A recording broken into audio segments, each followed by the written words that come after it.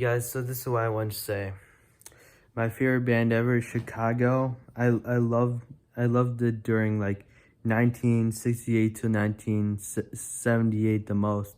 Basically because Terry Kath's voice makes it amazing.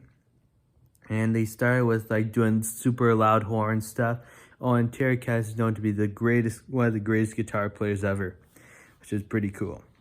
And anyways, Chicago is a jazz, funk, fusion, progressive rock band. Like they do like all the horns and rock and roll together, like horns, rock and roll together. Like the first three albums, they did like all horns, guitar together. But then from 1974, the radio people said to limit the horn stuff on the albums, and they thought that it was the band's future to not do much horns anymore. But the guitarist Terry Kath hated the idea. So did the horn player Gene Spangle, Lee Loughlin, and Walt Zader. They hated the idea. They hated it. And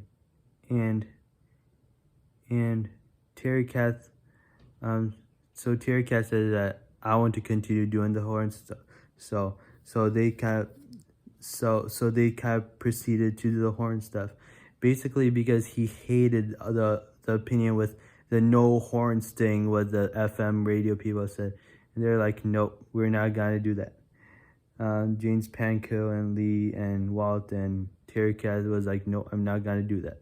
Terry Kath is a guitarist, but he loved it. And soon as 1977 came along with If You Leave Me Now and Baby What a Big... He hated those songs. He was like, ugh. These poppy stuff, man. I don't want to hear these anymore. I want to bring back the old Chicago, like the early 1970s. And Terry Kath's last concert, Terry Kath is a guitarist. Terry Kath, his last concert was in Essen in England in 1977. In 1978, like I said, he sadly died. He died in 1978. So he was at a party, Don Johnson's place, and Terry was just fooling around with the gun. And Don Johnson was like, please stop, please don't do this, please don't do this. And he was like, don't worry, there's not even a clip in it, see?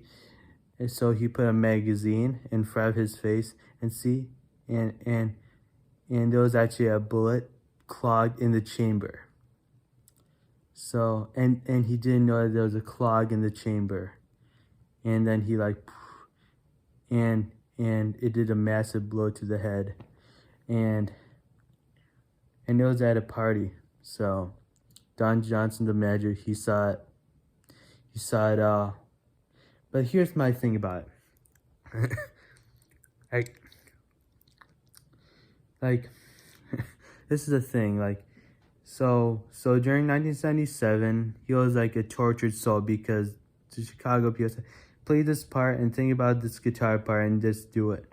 So he was like, Terry Kath was a tortured soul.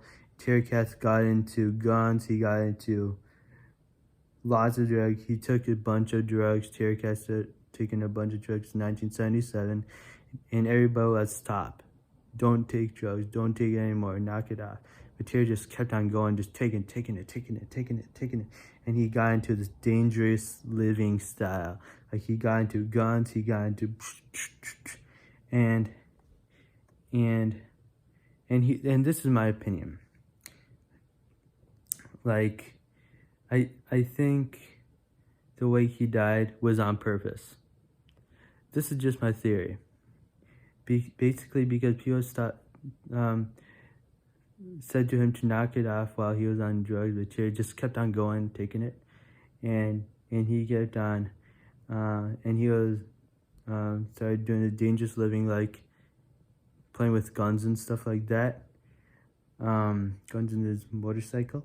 So when you think about that, you kind of get the idea, like he wanted to die. So he was just fooling around with a gun, 1978, and he was like, maybe in his head, he was like, so Don Johnson, the manager, said, "Do not do that. Do not do that. Be careful with it. Do not do that. Do not do that." But Terry kind of ignored, and then he shot himself to death. So that's my thing. So I watched a Real Music Observer, and he talked about that, and I kind of agree with him. Like Terry Kath was a tortured soul, and he might have done this by purposely. It's just a theory thing. So yeah, that's what I think. So at that time, he had a 5-month-old daughter, Michelle Kath, and his wife Camila Kath, and then Camila Kath got remarried to someone else. I don't know who. I don't remember what his name is. They're still married, but anyway, rest in peace to Terry Kath, born 1942 and died in 1978, and that was 4 days before his birthday. 4 days before his 31st birthday, and yeah, it's really sad how he died. Terry Kath, greatest guitar player ever. And at that time, Chicago was thinking to like stop the band, but it was like, nope, we're gonna continue making bands because Terry would have wanted us to keep going with our band. So Chicago's still going. It's going well. It's awesome. But yeah, that's what I wanted to say. Yup. Oh, and at first, 1970, Jimi Hendrix said, "That guitar player is better than me. Terry Kath's much better guitar player than me." That's what he said to Terry Kath, and Terry Kath was like, "Yay!" Because he was a huge Jimi Hendrix fan. And by the time they got to... Oh, one more thing. In 1977, they went to England, and the other part that maybe his life's been a little bit tortured was like, he went to England, and he was looking there. He was looking down upon, and that kind of affected him in another depression way. So he had like that deep depression at the end because part of that, yeah, like a whole bunch of stuff. So yeah, rest in peace to Terry Kath. Rock and roll forever. That's what I wanted to say.